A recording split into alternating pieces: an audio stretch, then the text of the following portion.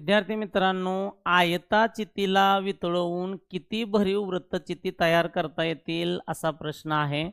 त्यासाठी सूत्र बघा, भरीव वृत्तचिती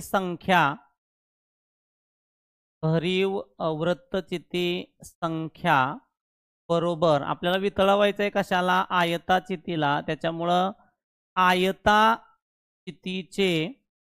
घनफळ छेद किती वृत्तचिती तयार करायचे आहेत याचा अर्थ डिव्हायडेशनला आपल्याला एका वृत्तचितीचे घनफळ विचारात घ्यायचं आहे।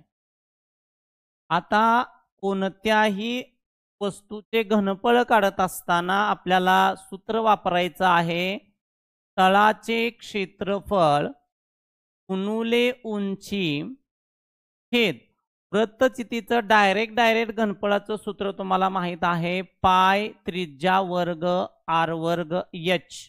ओके, तळाचे क्षेत्रफळ लांबी गुणिले रुंदी असते 30 सेंटीमीटर आणि 48 सेंटीमीटर किमती या ठिकाणी इथं आपण पुटअप करूयात।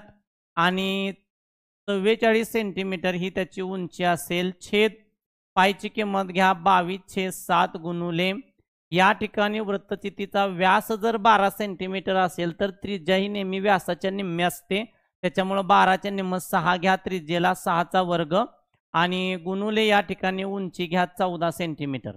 ओके, म्हणजे मग आपल्याला काय मिळेल पहा, 30 गुणिले 48 गुणिले 44 आहे असं ठेवा, छेद 7 ने इकडे भाग घाला, 7 दोन्ही 14, इथं उरेल 22, 6चा वर्ग 36 गुणिले 2, हे 22 दोन्ही 44 होईल आणि वरच्या 44ला ते कॅन्सल होतील।